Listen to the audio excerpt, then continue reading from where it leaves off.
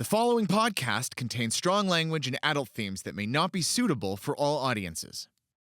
I'm Daniel Ennett. I'm a four-limb amputee and a power wheelchair user.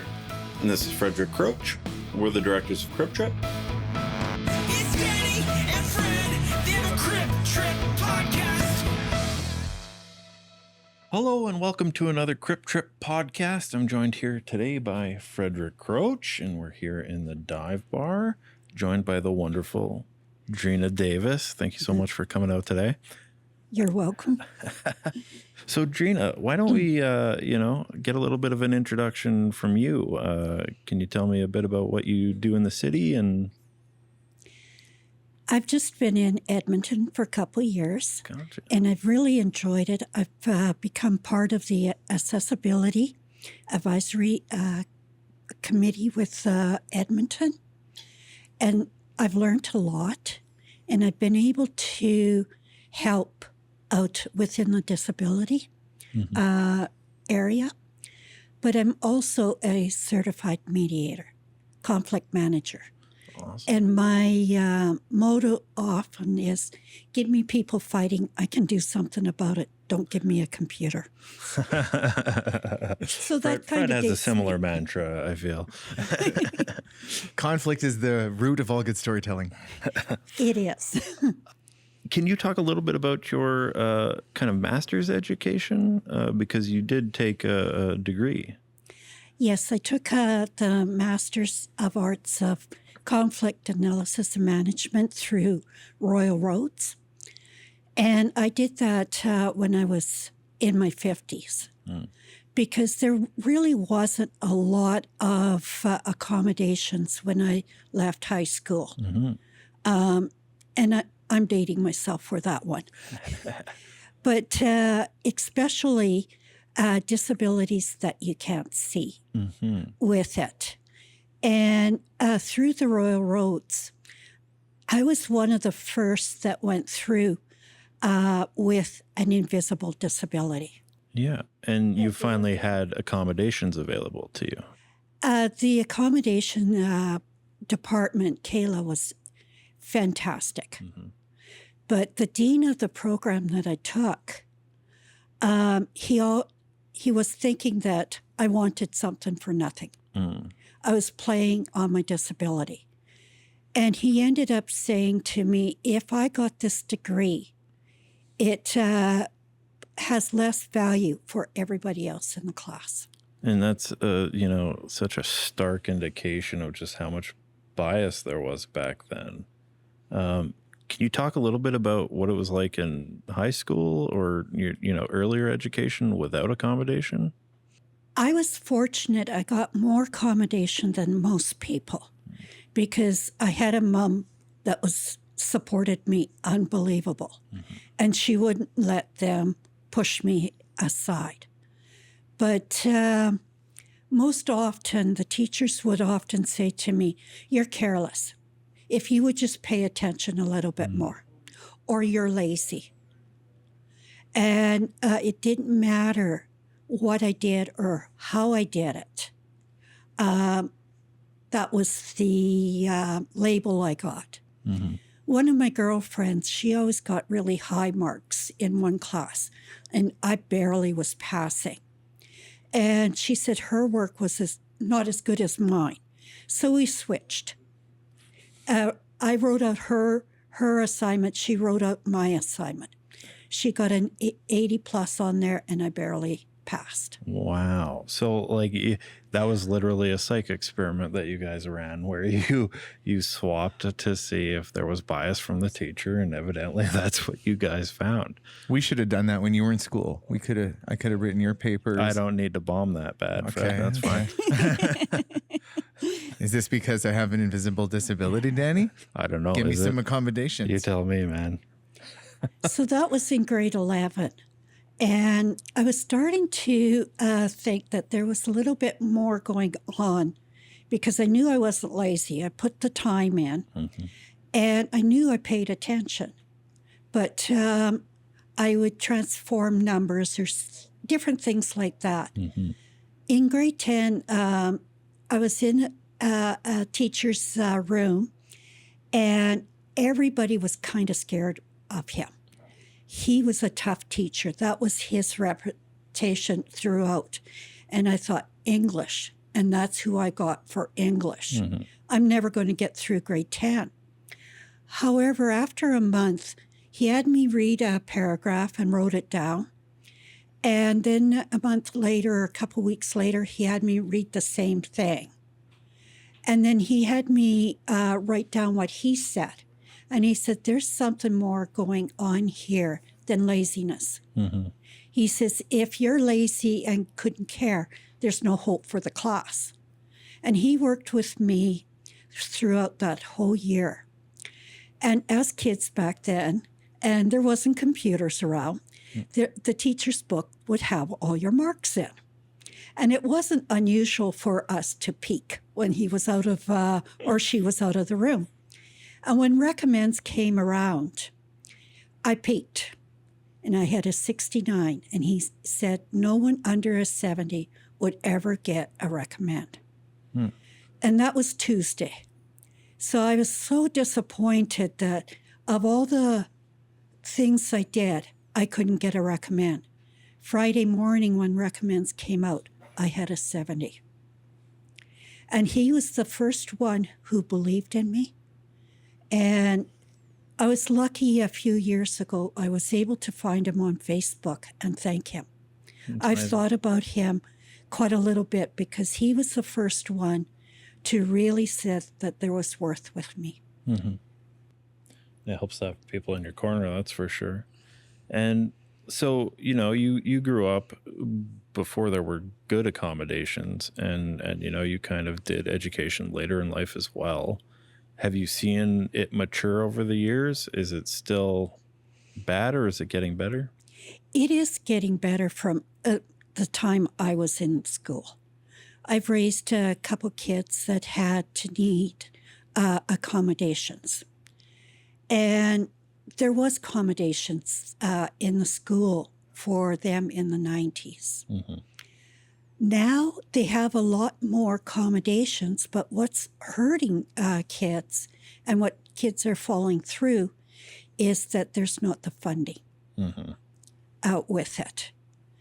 I know with my son, I had to fight for funding, but I got the funding. And when he went to secondary, there was funding. But you have to get through K to 12 in order to get to post-secondary. So the funding with invisible disabilities are not great. Did you get a prognosis after high school? Did they sort of ascertain what was going on? It wasn't until I was in my 40s before I got a diagnosis. Wow. I had one doctor said that he thought I had a brain injury just from my medical records. I had anywhere from 1 to 2 dozen seizures a day before I went to school. Wow. Okay. And he figured that it was left over or something was there. And so when I went to SIAS, I went through a lot of testing, and they figured that there was issues left over from epilepsy. So here's a question for you then. How did your journey change after you finally, like many years later, get a diagnosis and go, okay, there's something wrong. A doctor has pointed this out. It's specific. I have a diagnosis. Did things change for you, or did it not really change anything? I think both time and the medical establishment had moved forward. When I left high school, I was on the honor roll. I had an 82 average. But in SIAS, I could not even make it through 2 weeks. I was so far behind, I dropped out. It just was impossible. When I was in my 40s, I went back to SIAS. They had the disability department there, and they wouldn't do anything until I went through all the tests, which was realistic. And then they made a plan for me, and I did very well with it. So you had that kind of support structure. Yeah. Did you, what sort of support structure did they give you in post-secondary? So when I went in post-secondary, it was a kind of accommodations office, which I know is kind of also idiosyncratic. Like there's not really a kind of standardized thing that universities have, but we had an accommodation office. So through that office, I got access to more care work. So they would pay for any time me and my aide were on campus doing stuff related to studies, right? So because I was in the honors program, I could bill for time also while doing research and stuff. So it paid to be smart in your situation. Yes. Now, if you'd been having some sort of cognitive issues, would there have been accommodations through that office as well? Absolutely. So some of the things that you see is there's an exam writing office for people who need additional time, whether that's for, being anxious in a certain environment and needing to be kind of isolated in that environment or additional help when writing exams, right? Whether it's processing visual information to auditory or whatever the case might be, they actually have a pretty kind of robust structure. As someone who's been through this full journey, like, what do you have to say to people out there who might have cognitive issues and are like, I can't go to university, that's out of the question? Like, what do you have to say to them? First, I would say to them is get a coach. Because a person with invisible disability, cognitive issues, you go in, the door is going to be closed.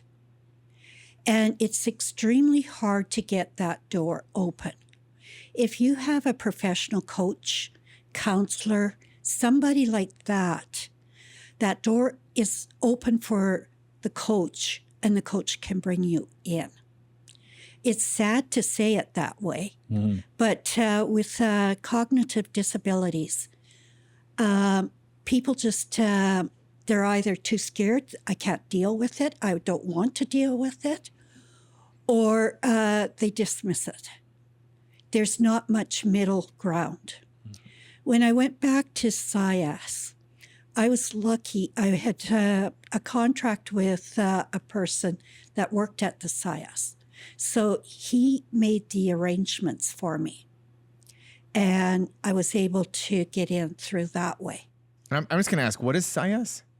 Saskatchewan Institute of Arts and Sciences. Got it. It's SAS Polytech now. Okay. So again, I'm dating myself. Well, and, so it's one thing in university, which I think has like a very kind of robust infrastructure now to help people with disabilities. But once you get your degree, right, you then have to enter the workforce. And I know you had some challenges, from hiring discrimination. Can you talk about like that next hurdle that a lot of people with disabilities face? With me, I can't do an interview very well, especially if I don't have the questions ahead of time. If they use a little bit different language, I can think about it and I can answer it if I have the time. But that time may be 6-8 hours, maybe even a couple of days. So I look like a deer in a headlight in doing an interview. And most of the interviews is exactly within where my disability is. It's within the language center. It's where you have to kind of think quickly. In the real world, I have clues all around me that I pick up, and I can be very functional. But when it comes to a job interview, all of those cues are gone. So you're struggling without your ability or your coping strategies that you've developed over time.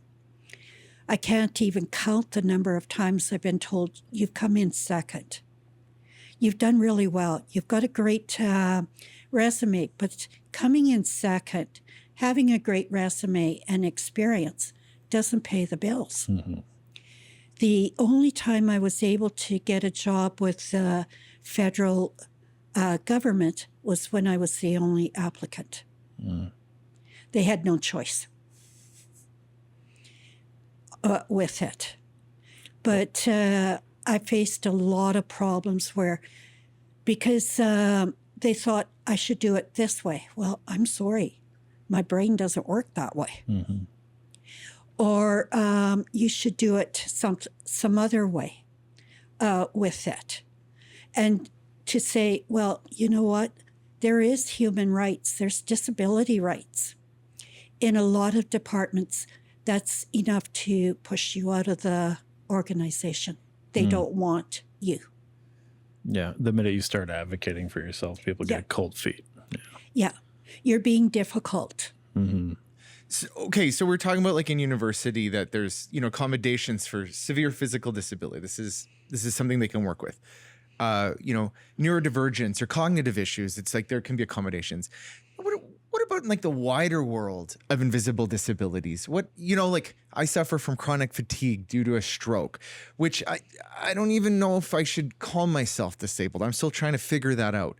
But like, are there accommodations for someone who has a diagnosis of chronic fatigue or for like the incredible wide variety of chronic illnesses that one might have?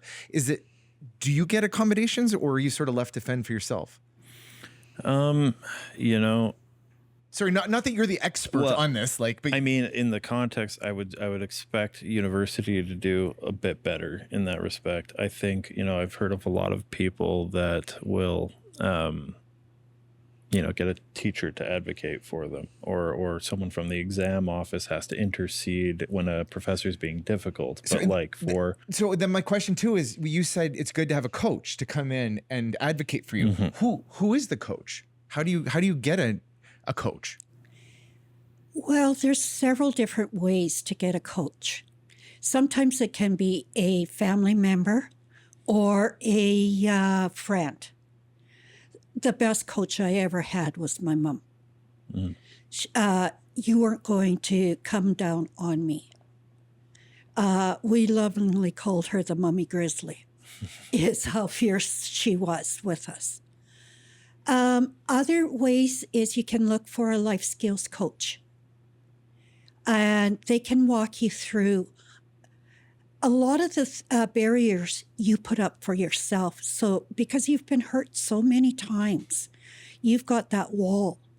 And they can help you to bring that down, and they can help to connect you to the resources that you need to do it. So someone to push you out of your comfort zone a bit. And yeah, there are a lot of like nonprofits that work specifically in hiring, and the accommodations office in a lot of these places kind of sets you up so that you have a contact within the university to help you liaise with all of the other classes that you might need to do. It's a little bit more difficult in a workplace setting. So what do you do? So you leave a university where there is accommodations, but like, are there organizations that are there to sort of help you navigate that after university? There is some organizations there. Like in Edmonton here, we've got Employabilities. We've got on-site placements. And there's quite a few around. However, with invisible disabilities, a lot of it is you're going to fall through those programs. It's not severe enough. It's not... like I need someone to break the ice for me in a lot of ways. They don't have that. They won't go and find a placement for you. So I'm what the accommodation I really need, because of the damage in my language system and everything, that one is not available. So I put out hundreds of resumes, and if I do get contact back, I don't get through the interview stage. So did you? But you run a business, right? I ran a business. Yeah. So you made it. How did you make it work? What did you do? First of all, people with disabilities, and I don't think this is physical or invisible, we're downright stubborn. Yeah. We're downright determined to do it. So you can't just dismiss us and make us go away. And then because it was my own business, I could bring in what I needed. Mm-hmm. Well, and that's, I think, the draw of being a freelancer to so many disabled people, and why we see so many disabled artists, and especially in the creative industries. When you get to dictate your own terms and set up supports that you need, or even, you know, something like film working with differing schedules, right? It's not a 9 to 5 in a cubicle. Exactly. You're building your own kind of schedule, and you're making sure that it works for you. So that is liberatory in a way, but it's also a ton more work, right? Oh, a whole lot more work. And you don't have someone above you sabotaging it. I can take control of myself. I can do what I need to do. I'm not there with a supervisor thinking, oh, you got brain damage. You can't do this. You're not as good, and you shouldn't be able to have a promotion. So they strip you of much of your contacts, your coping skills. They want someone with persistence. Oh, handicapped people can't have persistence. We've got there for one reason, and that is flexibility and persistence. Yeah.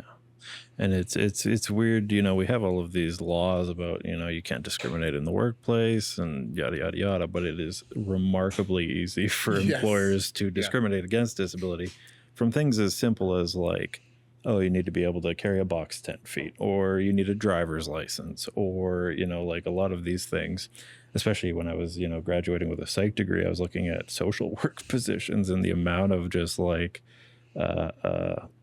page one kind of omissions where I'm like, I don't qualify for this, right? Like is kind of staggering. So, you know, I think it's a little bit naive to think that because there's all of this anti-discrimination legislation that there isn't discrimination in the workplace. It's sort of built into it. It's based upon discrimination in a sense. Yeah. One thing we don't talk a lot about is ableism. Ableism is talked about in the disabled community, but not outside of the committee or community very much. And ableism can be something as much as you got to stand for 3 hours. Why can't you sit on a stool and do the same thing? Doesn't affect the job. You got to lift 50 pounds. Well, how maybe you only have to lift that 50 pounds once in a month or once every 6 months. Most disabled people will do it because they'll move it 10 pounds at a time. Yeah. They just do it differently. Yeah. Yeah. Well, have you seen much movement in areas of employment or even post-secondary education with your kids getting older? My kids was able to get their degree and have a good paying job. Nice. And part of that was because the work that I was in. I was able to connect them to where they needed to be with it. And I'm not afraid to go to the Human Rights Commission for them. With my son, I was told that they were taking him out of driver training. He didn't know left and right. I said, okay, give me a week, we'll figure it out. And she argued with me. I says, well, your choice is human rights or give me my week. Well, after that, we went out and we drove and we figured out the different types of terms. So I get a call from her a few days later. Oh, my son's no longer disabled because he knows left and right. It's like a literal catch-22 where That is a catch-22, yeah. the minute you're good enough, well then it precludes you from the thing. Yeah. Yeah. But I have to say that knowing where to go in and how to get them into universities really helped from my experience. Can you talk a bit more about this human rights thing? Is this like the card that you pull out when you need to get something done, and it's like, okay, fine, well, we could, you could give me the time I need in the accommodations, or we're going to the Human Rights Tribunal. Like, is that something you've learned to use?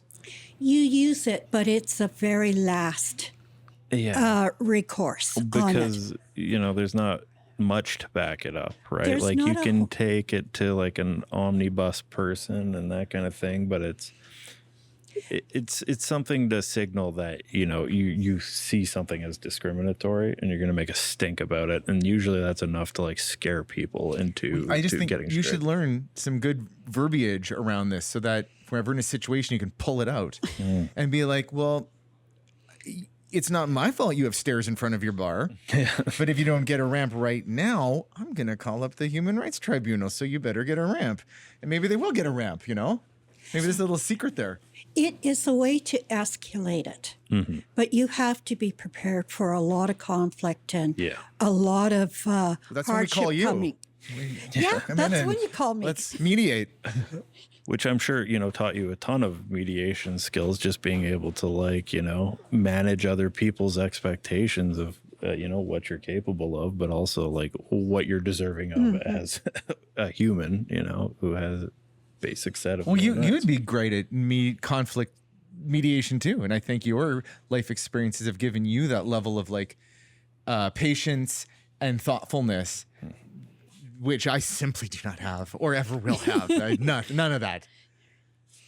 But which I think that might be a factor of having a disability experience like you did, is it's built into you. You've like, society's always screwing me, and I've learned to deal with this with equanimity and, Yeah. Well, Baron was hanging with me outside because our cab was like an hour late, and he's like, you're so calm in situations that I would absolutely be flipping out. That said too, though, like this whole conversation started, you can be pretty darn stubborn about things too and get things done. Absolutely. So it's kind of flip side to that. Yeah.